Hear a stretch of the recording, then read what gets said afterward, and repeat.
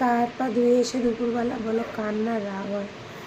ও খেলছে বলে আমি তো মাথা দিয়ে শুয়ে আছি, ওকে দরজাটা আটকে দিয়েছি, ও একা একা খেলে।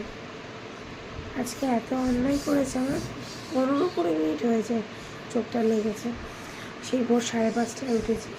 দেখো শুধু দেখো কী করেছে, পুরো সবে মাত্র হাগিসটা এনেছে, 2টো খরচ হয়েছে হয়তো, আর সব কিছু ঢেলেছে।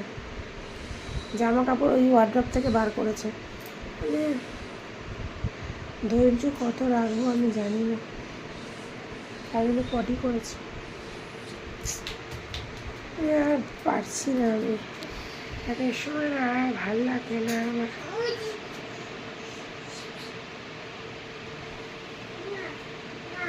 সবাই বলে ধৈর্য ধরো ধৈর্য ধরো, এই হচ্ছে ধৈর্য। কতটা ধৈর্য ধরবো বলো তো, কতটা ধৈর্য ধরবো?